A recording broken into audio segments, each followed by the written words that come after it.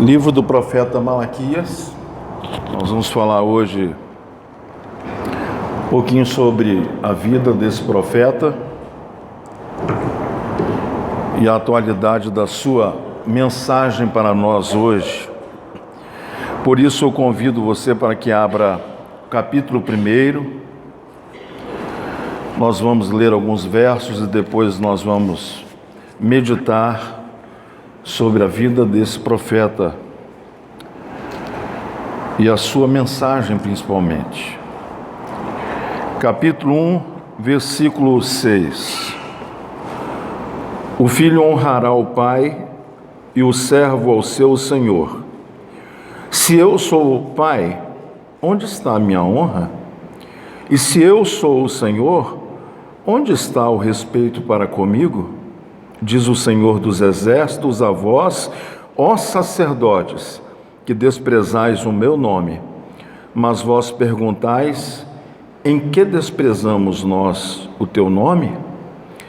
Ofereceis sobre o meu altar pão imundo e dizeis, em que te havemos profanado? Nisto que dizeis, a mesa do Senhor é desprezível.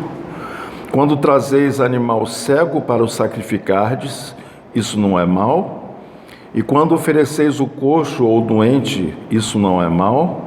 Ora, apresenta-o ao teu governador, terá ele agrado em ti, e te será isso favorável, diz o Senhor dos Exércitos. Agora, suplicai o favor de Deus, para que se compadeça de nós com tal oferta da vossa mão, aceitará ele a vossa pessoa? Diz o Senhor dos Exércitos. Ainda capítulo 2, versículo 1. Agora, ó sacerdotes, este mandamento é para vós. Se não o ouvirdes e não propuserdes no vosso coração dar honra ao meu nome, diz o Senhor dos Exércitos, enviarei a maldição contra vós e amaldiçoarei as vossas bênçãos. Sim, já as tenho amaldiçoado, porque vós não propondes isso no coração. Eu vos reprovei a descendência e espalharei esterco sobre os vossos rostos, o esterco dos vossos sacrifícios, e juntamente com este sereis levados para fora. Capítulo 3, verso 7 até o verso 12. Vamos ler o verso 6. Eu, o Senhor, não mudo. Por isso vós, ó filhos de Jacó, não sois consumidos. Desde os dias de vossos pais vos desviastes dos meus estatutos e não os guardastes. Tornai-vos para mim, e eu tornarei para vós, diz o Senhor dos Exércitos. Mas vós dizeis, em que havemos de tornar? Roubará o homem a Deus? Todavia vós me roubais e dizeis, em que te roubamos? Nos dízimos e nas ofertas alçadas. Por isso, com maldição, sois amaldiçoados, porque me roubais vós, a nação toda. Trazei todos os dízimos à casa do tesouro, para que haja mantimento na minha casa. E depois fazei prova de mim, diz o Senhor dos Exércitos, se eu não vos abrir as janelas dos céus, e não derramar sobre vós uma bênção tal, que dela vos advenha a maior abastança. Repreenderei o devorador, para que não vos consuma o fruto da terra. A vossa vide no campo não será estéril, diz o Senhor dos Exércitos. E então todas as nações vos chamarão bem-aventurados, porque vós sereis uma terra deleitosa, diz o Senhor dos Exércitos. Profeta Malaquias, não na cronologia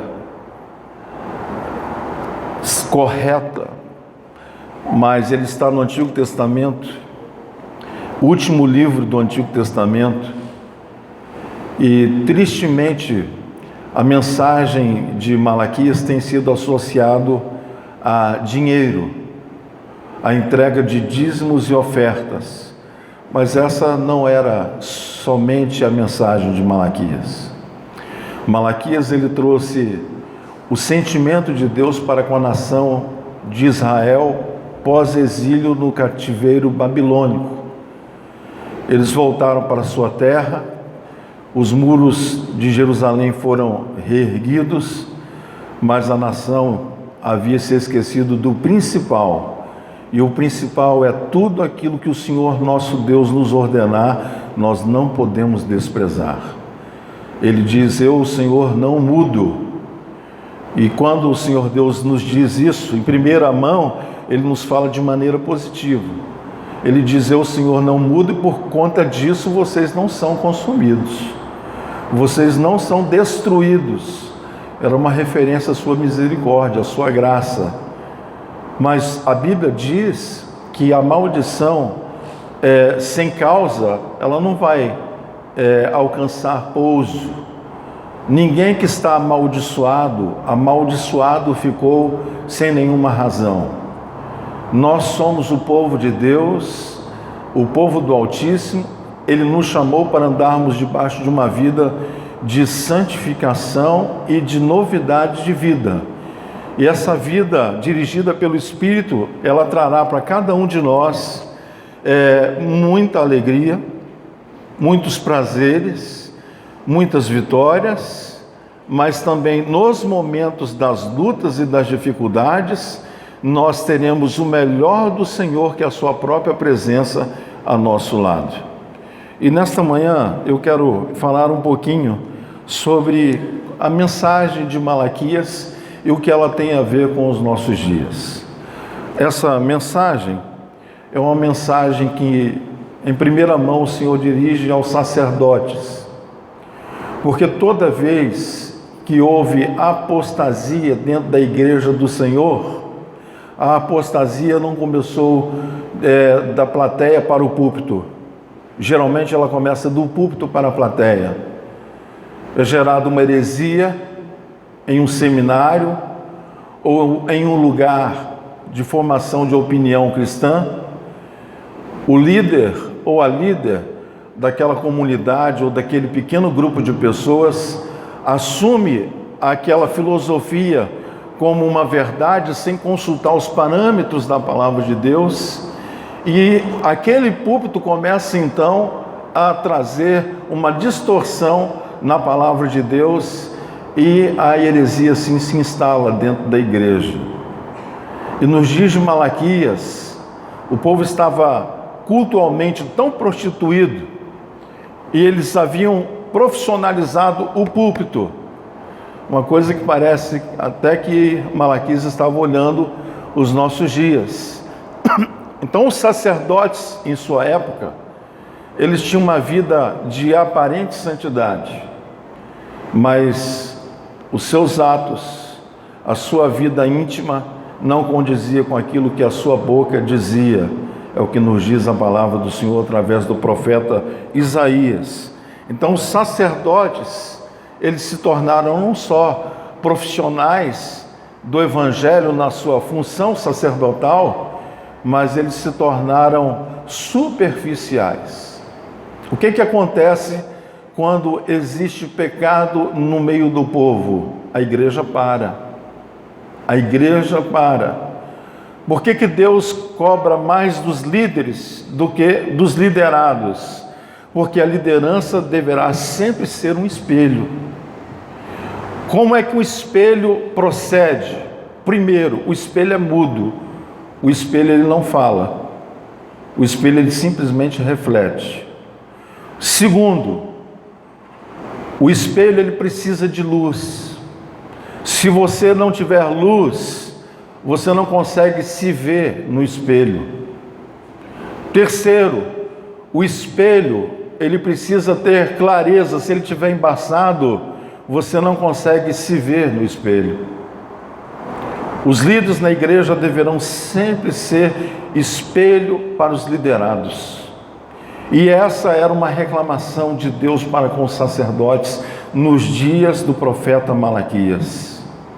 E agora eu falo com os irmãos não só com a liderança da nossa igreja, que tem sido uma bênção aqui nesse lugar, mas falo com todos os irmãos aqui, como tem sido a nossa vida diante do Senhor e diante da sociedade. Por que que Deus rejeitou a oferta de Caim e recebeu a oferta de Abel? Por que que Deus aceita a oferta de um e rejeita a oferta de outro? A gente vai aprender através de Malaquias.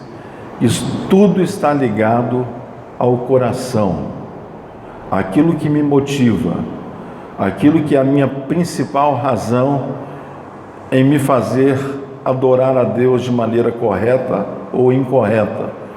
Não adianta fazermos caras e bocas na hora do louvor, expressões de adoração, se o nosso coração não estiver naquilo. Quando Jesus fala a respeito da adoração, o Senhor Jesus disse que o Pai estava procurando não adoração. O Pai não está procurando adoração. A Bíblia diz que o próprio exército celestial adora o Pai por toda a eternidade. A própria criação é uma expressão de louvor a Deus. Os pássaros louvam a Deus, os peixes louvam a Deus, a própria criação, as árvores louvam a Deus. Ô pastor, isso não é demais? Não. A própria criação adora a Deus. O problema então não está na adoração, o problema está na vida do adorador. E Deus não vai receber qualquer tipo de adoração de qualquer tipo de adorador. Se eu quero tocar a Deus com a minha existência, com a minha adoração, eu preciso então aprender a andar em espírito e em verdade. E o texto então fala que o principal problema da nação de Israel nos dias do profeta Malaquias estava ligado à apostasia. A apostasia deve ser uma palavra que deve nos preocupar sempre. Estar frequentemente nas atividades da igreja não nos imuniza do mal de sermos tocados pela apostasia. O Senhor disse certa vez: o meu povo me honra com os seus lábios, mas o seu coração está longe de mim. Não adianta você estar aqui, o seu corpo está aqui e o seu espírito está em outro lugar. O corpo está aqui, mas a cabeça está em outro lugar. Se você está aqui com o seu corpo, você precisa permanecer aqui.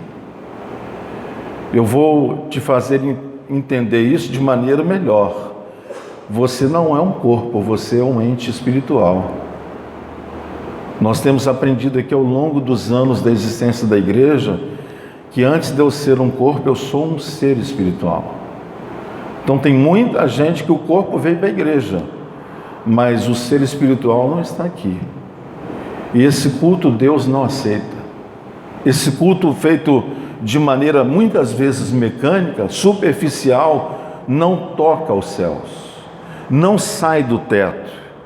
Então a primeira reclamação do Senhor Deus com a nação de Israel é que eles haviam se afastado dos princípios da sua palavra. Ele diz: eu, Senhor, não mudo. E por não mudar, nós podemos deduzir duas coisas. Ele primeiro fala: eu não mudo, por essa razão vocês não são consumidos na minha ira. Ele estava falando a respeito da graça, a graça dele que nos alcança toda manhã e que nos dá uma nova oportunidade. Mas ele estava também dizendo que a palavra que ele estabeleceu, ela é eterna e é imutável. O que foi pecado aos olhos do Senhor há 6.000 anos atrás, não deixou de ser pecado hoje. Outra coisa que nós não podemos nos esquecer, meus irmãos, é que pecado não tem prazo de validade. Eu pequei há 1 ano atrás, não confessei o meu pecado, mas já deu, já passou. Não é assim. Se você cometeu um pecado ao Senhor e não se arrependeu genuinamente diante dele, não confessou a sua falha, a sua falta, você precisa fazer isso, mesmo que isso tem acontecido há 10, 20, 30 anos atrás. Uma pessoa me procurou e disse: pastor, eu tenho que confessar para as pessoas envolvidas? Nem sempre. Nem sempre. Existem pecados que é entre você e Deus, e ponto final. Se é uma coisa que passou a estar lá atrás e você vai abrir com alguém, mas a palavra de Deus diz que nós devemos confessar as nossas culpas uns aos outros para sermos curados. Mas não é nesse sentido. A gente tem visto muitas igrejas usando esse texto para trazer escândalo no meio do rebanho, no meio do aprisco. Pecados que aconteceram 10, 15, 20, 30 anos atrás, quando ressuscitados de maneira incorreta, vai atravessar a espada na alma de alguém, vai matar esse alguém. Então, quando pecamos contra o Senhor, pecamos. Quando pecamos, nós de imediato, assim que o Espírito nos incomoda, nós devemos nos voltar para o Senhor e dizer: Senhor, tem misericórdia de mim. E isso os sacerdotes nos dias de Malaquias não estavam praticando. Segunda coisa que o texto sagrado nos fala é que Deus está muito mais interessado no que você é do que naquilo que você faz. É muito mais importante para o Senhor Deus o que você é do que aquilo que você faz. Não adianta você ter dentro da igreja 10, 20 funções e lá fora você viver uma vida toda errada. Quero lembrar uma coisa que eu aprendi cedo no ministério: ser usado por Deus não é sinônimo de ser aprovado por Deus. Tem muita gente que é usado por Deus, mas não é aprovado por Deus. Muitos me dirão naquele dia, diz o Senhor: mas em teu nome eu expulsei demônio, eu cantei na igreja, eu toquei guitarra, eu toquei bateria, em teu nome eu dei a paz do Senhor, em teu nome eu preguei o teu evangelho. E o Senhor diz: apartai-vos de mim, maldito, nunca te conheci. Quem é você? Então, você ser usado não é sinônimo de você, por Deus, ser aprovado. Terceira parte, eu quero ler aqui um pequeno texto que diz assim: alguns estudiosos chegaram a supor que o nome Malaquias não passava de um apelido para o profeta, pelo fato de ele ter se apresentado por algumas vezes nessa pequena epístola, nessa pequena carta, como o mensageiro. Malaquias se apresenta como o mensageiro precursor, o mensageiro do conserto, enfim, o mensageiro. Esse livro ele foi escrito entre os anos 450 a 420 a.C. e ele encerra o cânon do Antigo Testamento, que é esse livro maravilhoso que nós temos em nossas mãos e que você, em uma sentada, você lê pelo menos 5 vezes em menos de 1 hora. Um livro pequeno, mas não por ser pequeno deixa de ser importante a sua mensagem. Características desse livro que nos serve de mensagem nesta manhã. Esse livro se levanta contra a incredulidade, a avareza, a infidelidade sexual, que são os temas abordados e pontuados no livro de profeta Malaquias. O ambiente político, é importante que você saiba disso aqui. Por ordem do imperador persa, Neemias, também o profeta, foi comissionado a exercer o governo em Jerusalém por 12 anos. Quando então retornou para a Pérsia, algum tempo depois de ter estado na Pérsia com os reis, Neemias fez uma segunda viagem a Jerusalém. O ambiente religioso no qual estava inserido o profeta Malaquias. Nos dias do profeta, a condição espiritual do povo era precária, pois muitos pecados começaram a se espalhar pela nação. Havia total relaxamento em relação às exigências da lei do Senhor. Irmãos queridos, Eu não sei quantas Bíblias você tem em casa. Se você que está aqui nessa manhã não tem Bíblia, eu torno a dizer, eu quero dar pessoalmente a você uma Bíblia. Ah, pastor, eu tenho a Bíblia no meu celular. Você lê a Bíblia no seu celular? Eu tenho umas 4 versões aqui no meu celular. Eu vou ser franco com você, eu não leio. Eu uso ele como consulta. Eu tenho uma necessidade de pegar papel e folhear papel e rabiscar o papel. Eu sou assim. Lá em casa a gente tem essa tradição. A Dilma também faz a mesma coisa com as Bíblias dela. Eu não mexo nas Bíblias dela, nem ela mexe nas minhas. Porque as nossas Bíblias são uma história pessoal de experiência com Deus, daquilo que Deus nos falou. E se tem uma coisa que eu fico chateado é quando eu não acho a minha Bíblia e alguém pegou minha Bíblia. Porque ali tem experiências que quando eu estava sondando a palavra de Deus, Deus me falou algo e eu anotei. E aquilo para mim é um tesouro. Nós vamos cavando na rocha que é Cristo, e quanto mais cavamos, mais Ele se revela a nós.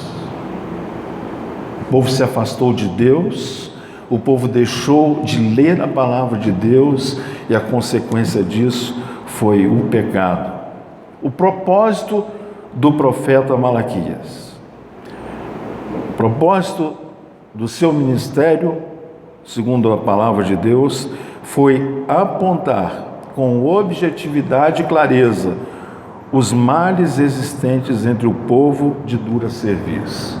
Essa palavra, dura cerviz, irmãos, é uma palavra que deve nos preocupar. Dura cerviz é aquela pessoa que tem um coração duro, é a pessoa que não dá a mão à palmatória, é a pessoa que não se encurva diante do Senhor, é a pessoa que, mesmo sendo confrontada, ela acha que está certo na sua própria razão, mesmo se a palavra do Senhor lhe for apresentada assim, diz o Senhor. Coração duro, coração obstinado. E Deus levantou o profeta Malaquias no meio de um povo de coração de dura serviço, é o que nos diz a palavra do Senhor. Os pecados de que Malaquias se queixavam eram os seguintes.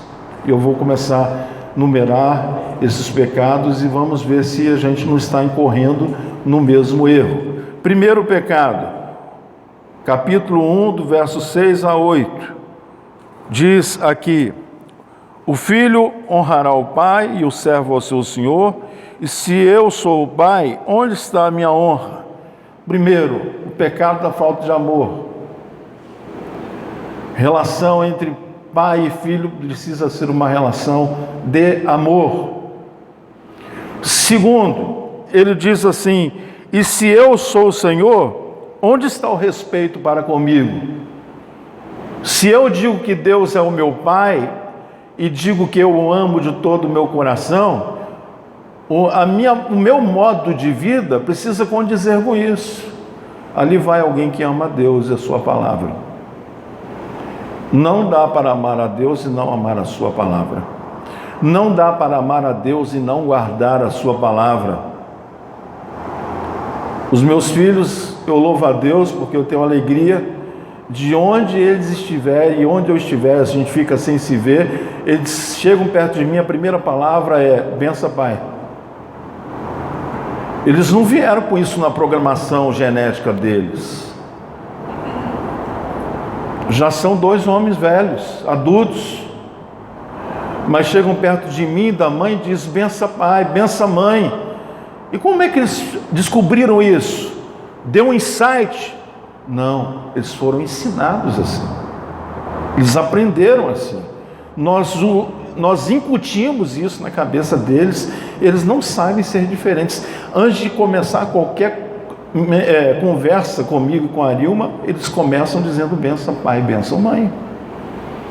E a queixa do Senhor aqui é: se vocês me chamam de pai, por que vocês me honram tão como seu pai? Segundo, se vocês me chamam de Senhor, por que vocês não me honram como Senhor? Será que temos honrado o Senhor como Senhor de fato? Ou será que é só uma honra de lábios o nosso coração longe dele. Essa é a primeira reclamação do Senhor. Segunda reclamação, nós temos alguns textos, não vamos ter tempo para ler. Se você quiser anotar, Malaquias 2, de 10 a 12, pelo menos esse nós vamos ler, que já está aqui aberto. Diz assim o texto: não temos todos nós o mesmo Pai? Não nos criou o mesmo Deus? Por que seremos desleais uns para com os outros, profanando a aliança de nossos pais? Judá tem sido desleal. A abominação se cometeu em Israel e em Jerusalém.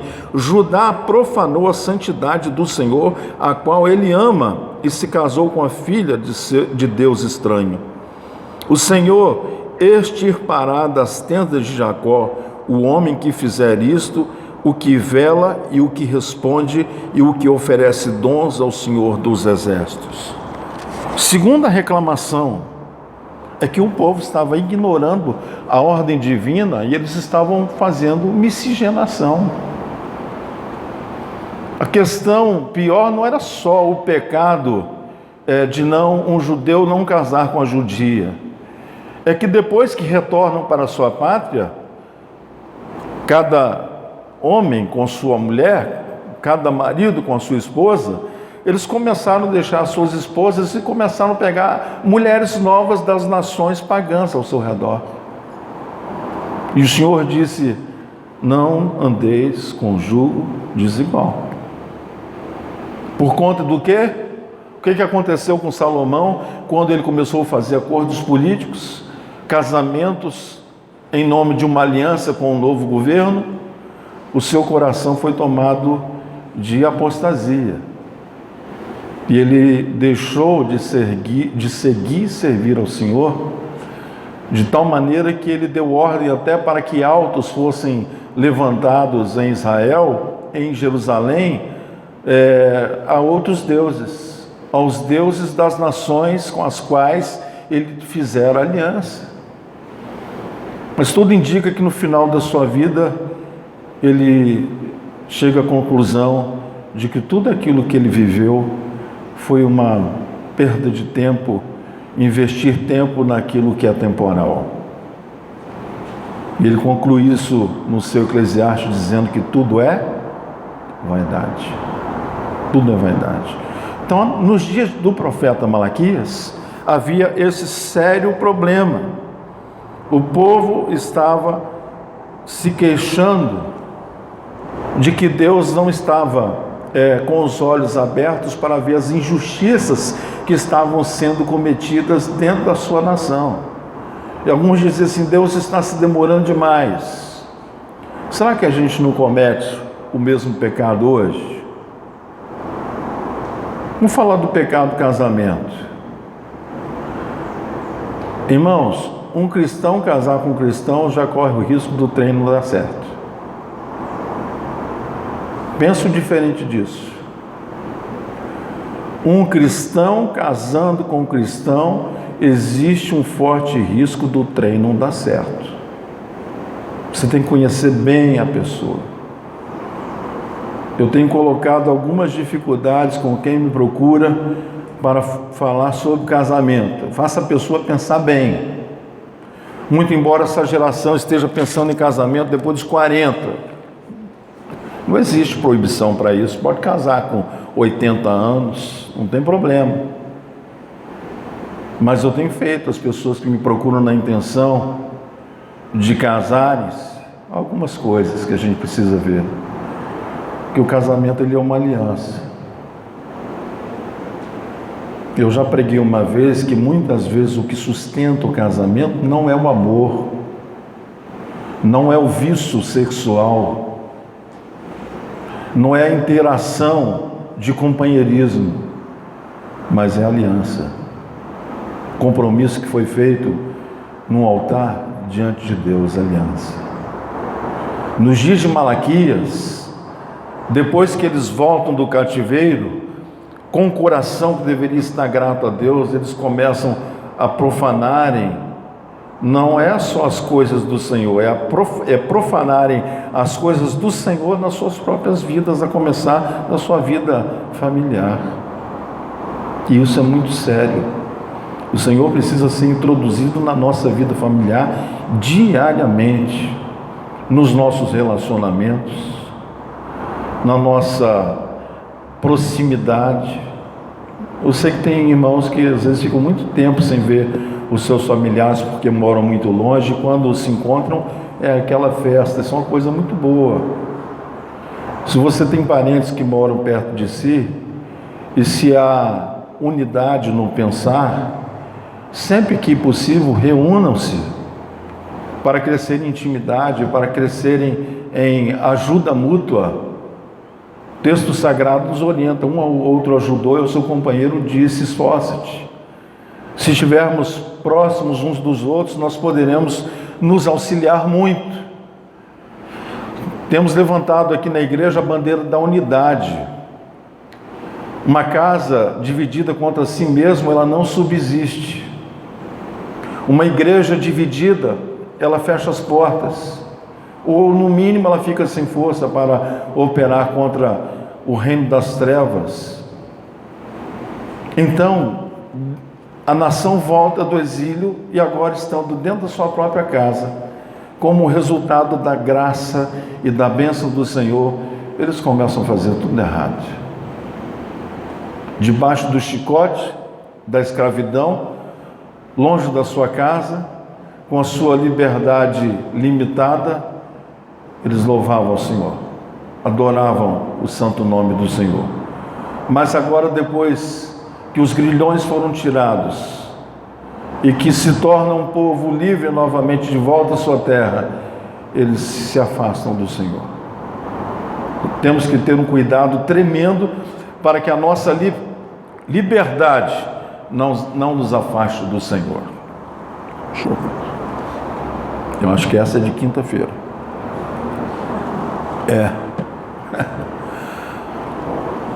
Vamos ter cuidado para que a nossa liberdade em Cristo não nos afaste do Senhor. Terceira coisa que a palavra de Deus nos mostra está em Malaquias 2,17. Assim diz: enfadais ao Senhor com as vossas palavras e ainda perguntais: em que te enfadamos? Ele diz: nisto que dizeis, qualquer que faz o mal passa por bons olhos do Senhor, e é desses que ele se agrada. Ou onde está o Deus da justiça? Eles estavam dizendo assim, em outras palavras: tem um monte de gente fazendo tudo errado, dá tudo certo para eles, e a gente tenta acertar um pouquinho, dá tudo errado para a gente. Onde é que está o Deus que faz justiça? O Senhor Deus, ele fala através de Malaquias que ele estava cansado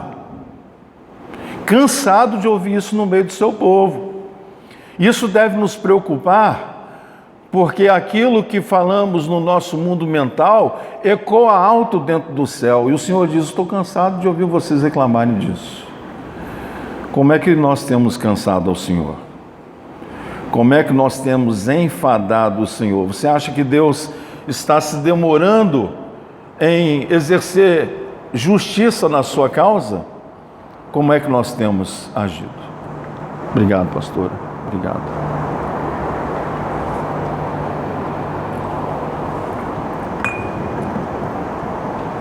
O povo começa então a suspeitar da justiça de Deus. Irmãos, justo é o Senhor em todos os seus caminhos, com todas as pessoas. O Senhor é justo em tudo o que faz. A sua balança não tem contrapeso. A sua balança é uma balança de equilíbrio, é de equidade. Quando o Senhor Deus levanta o seu cetro para exercer juízo, a resposta daquele juízo é uma resposta à sua justiça. Eu estava vendo esses dias o pastor Cláudio Duarte pregando uma mensagem, até comentamos isso em casa. Às vezes você vai estender a mão para ajudar alguém que está debaixo do chicote do Senhor. Você vai estender a mão para alguém que Deus está corrigindo e você não sabe que você vai entrar debaixo daquele chicote. Por tabela. Então, se Deus está corrigindo alguém e você vê que é Deus que está corrigindo, até na hora de ajudar você precisa pedir a Deus sabedoria para saber como ajudar aquela pessoa, para que o chicote não alcance você também. Muitas vezes a pessoa está vivendo um momento de falta e essa está sendo a escola do Senhor na vida daquela pessoa. E você tem até condição de ajudar, mas você tem que ter certeza se é para ajudar ou não. Tem gente que tem um coração tão duro que nem na escassez se volta para o Senhor. Isso é muito sério, meus irmãos. Isso não é uma palavra de motivação a você deixar de ajudar. Não, ajude sempre. É melhor dar do que receber, o que nos diz a palavra. Mas se você vê que aquele irmão, aquela irmã está sempre debaixo de um chicote do Senhor, eu vou te dar um conselho pastoral: sai fora para que esse chicote não alcance você também. Nós temos inúmeras bases bíblicas para falar isso.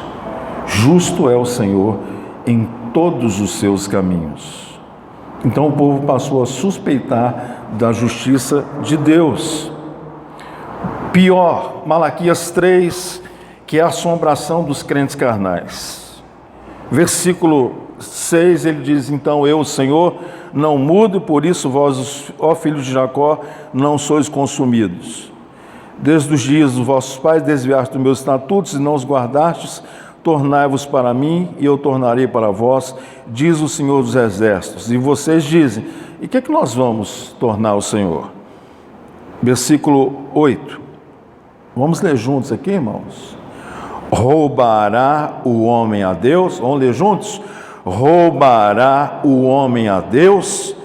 Todavia vós me roubais e dizeis: em que te roubamos?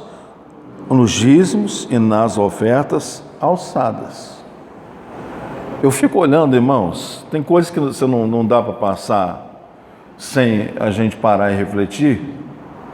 Eu fico olhando assim, como é que a pessoa consegue sobreviver com isso aqui pelo dízimo que ela oferece ao Senhor?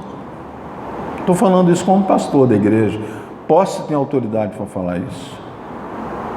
Será que a pessoa vive disso aqui?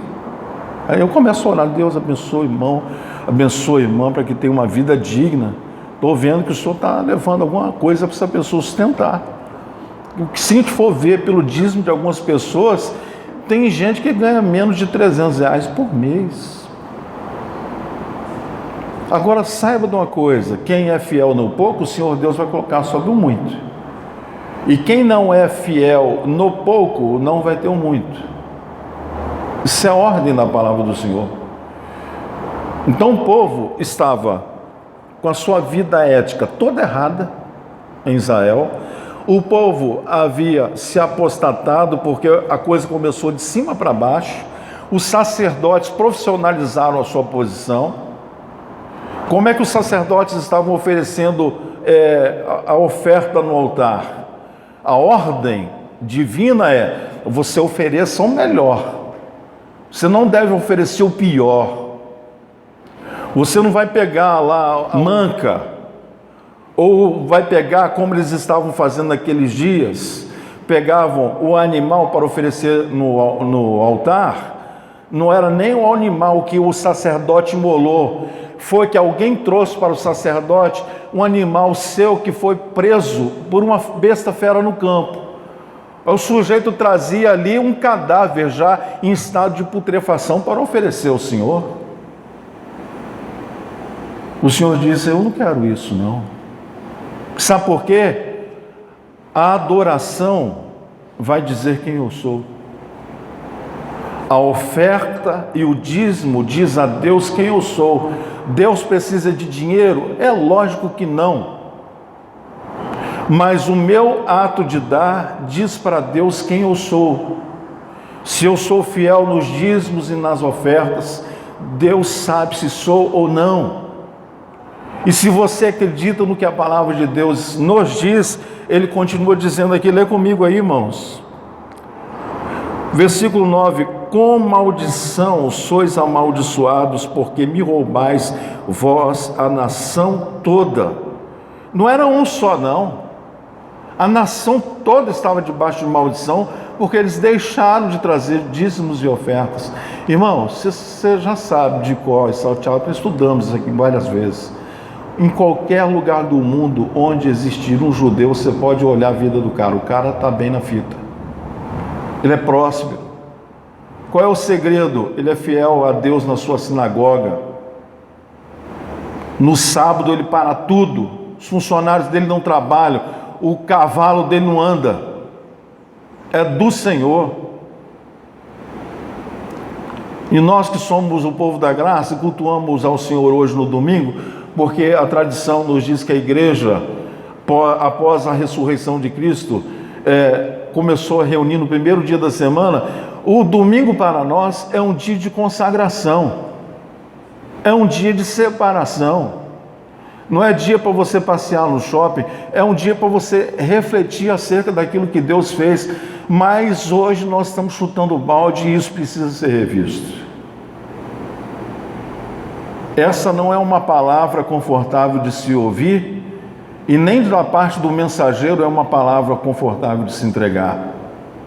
Mas a gente precisa rever isso tudo. Sabe por quê? Porque o Senhor diz assim: com maldição sois amaldiçoados vós, a nação toda.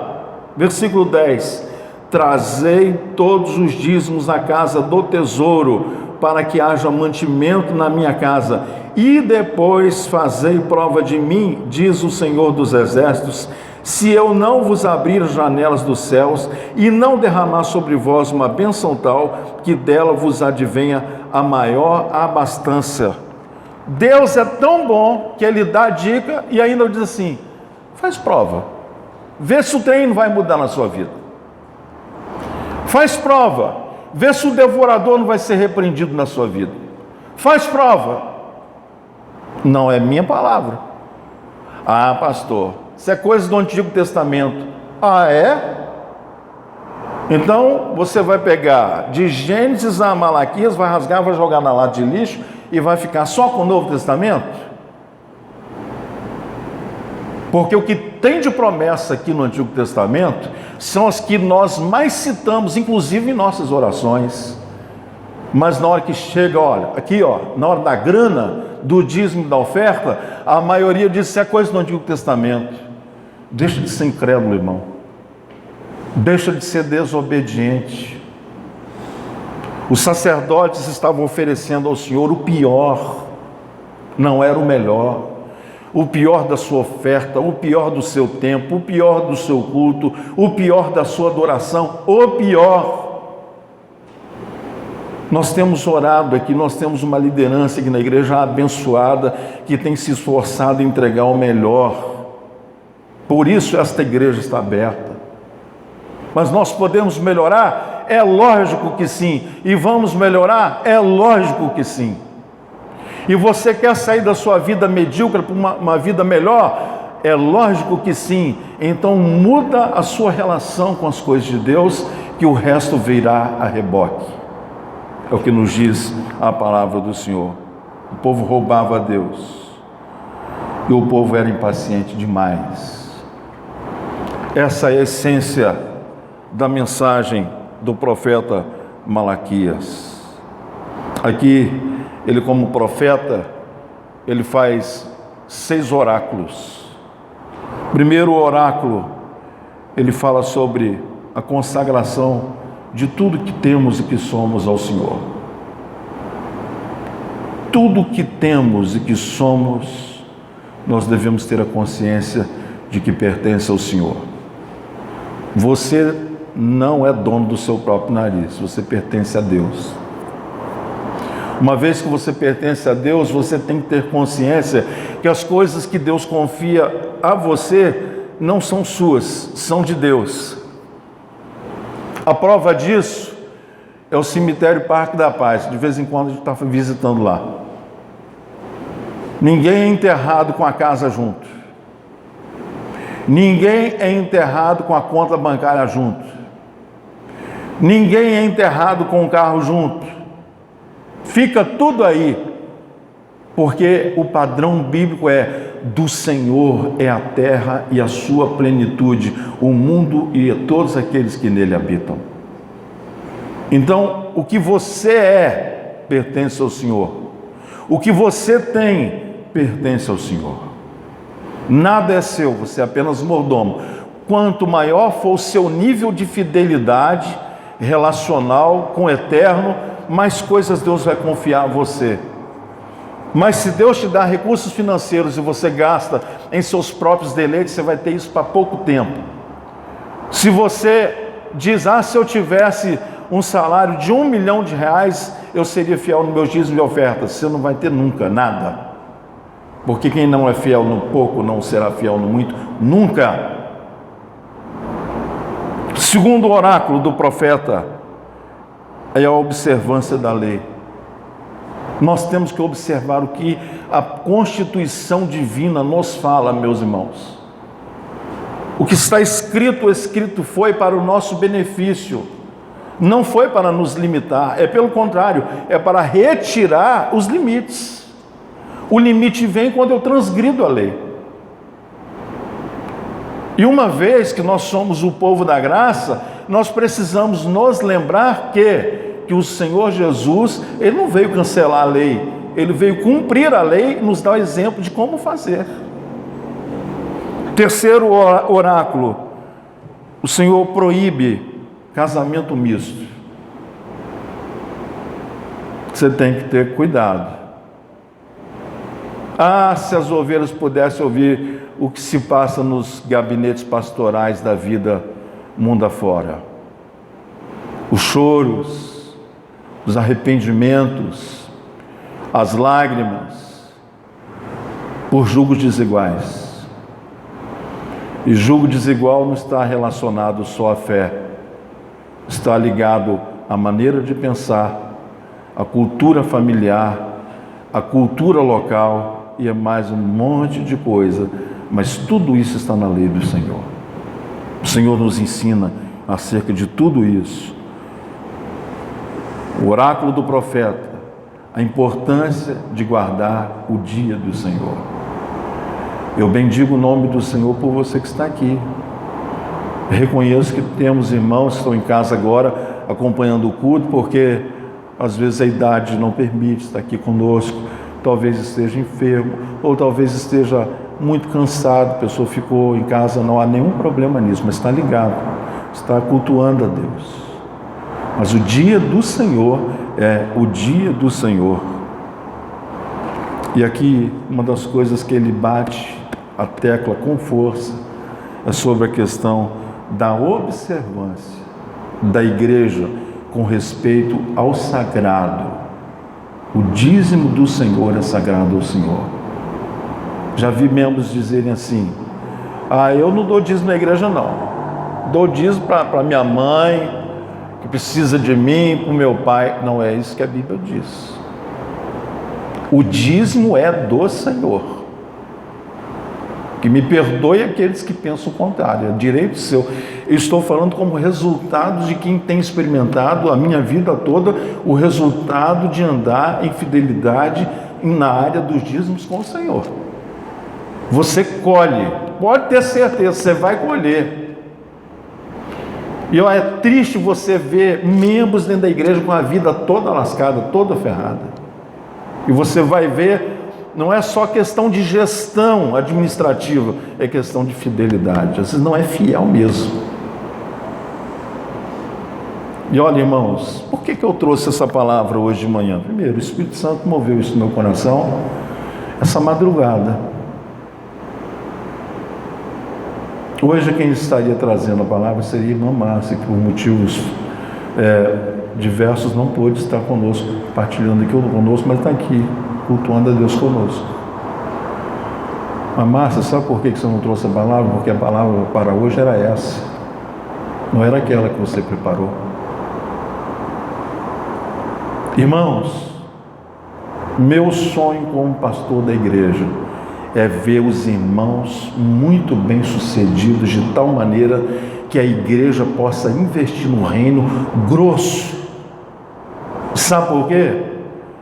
Para a gente poder receber pessoas que precisam de ajuda na libertação das drogas, do álcool, enfim, da prostituição. Nós vamos ter que ter uma estrutura muito maior do que isso.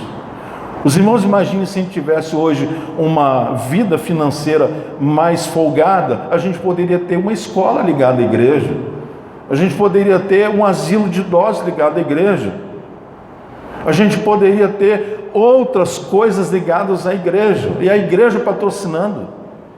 A maior igreja do mundo é a igreja que está na Coreia do Sul. Uma igreja que ora, e o pastor colocou limites, olha, não pode jejuar no monte da oração mais do que 40 dias, e você tem que entrar na escala para você fazer um jejum de 40 dias lá na Coreia do Sul, no monte da oração, na igreja do pastor David Jung Cho. Você tem que entrar na escala de tanta gente que quer orar e o jejuar. Sabe por quê? Porque vê os negócios acontecendo. Agora, os irmãos sabiam que essa invasão no Brasil de carros da Hyundai, de alguns outros carros que têm origem coreana, os maiores engenheiros estão dentro da igreja do David Jung Cho? Pastor amigo meu esteve lá 5 vezes. O templo não é para cima, é subterrâneo. São 8, 9 andares, não estou bem lembrado dos detalhes. Debaixo do templo, além do templo, tem as salas, tem universidade da igreja, tem shopping da igreja, tudo para baixo da terra. Os irmãos já pensou se a gente tivesse a maior parte da igreja amando o Senhor de tal maneira que o seu culto fosse um culto essencialmente verdadeiro? A gente poder receber gente aqui com a vida toda ferrada e abençoar essa pessoa de tal maneira que a gente desse condição a essa pessoa de andar com as próprias pernas em uma questão de 1 ano. Mas Deus envia, a gente repudia. Deus envia e a gente fica com a mão mirrada. Quantas pessoas você tem ajudado com aquilo que Deus tem te dado? Ah, pastor, eu não tenho podido ajudar muito porque eu tenho pouco. Não, você tem pouco porque você não tem um coração em ajudar. É diferente. Então, encerrando essa palavra, eu teria muita coisa, eu estou só na primeira paginazinha. Sonho meu como pastor é ver os irmãos bem-sucedidos. Mas Deus colocou leis, e essas leis, quando quebradas, elas interrompem um fluxo na nossa vida. A essência de Malaquias: culto de qualquer maneira, oferta e adoração de qualquer maneira. Povo longe de Deus, então, adquire costumes que não são nossos.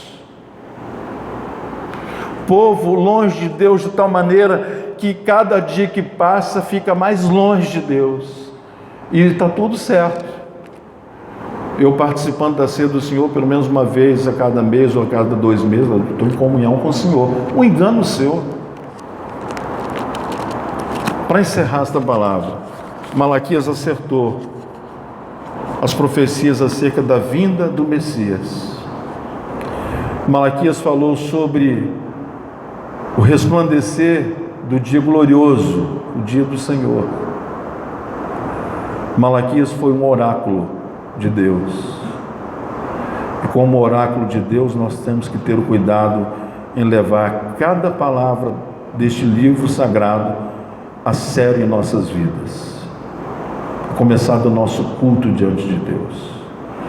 Quero convidar os irmãos, nós vamos ficar em pé, vamos encerrar nosso culto nessa manhã. Convido a todos os irmãos para que estejam conosco no culto logo mais às 19 horas, que será uma bênção para todos os irmãos que estiverem aqui. Você que está em casa nos ouvindo, venha cultuar ao Senhor. Feche os teus olhos. Quero chamar aqui à frente o pastor Rodolfo, que vai estar orando para nós, encerrando o nosso culto nessa manhã.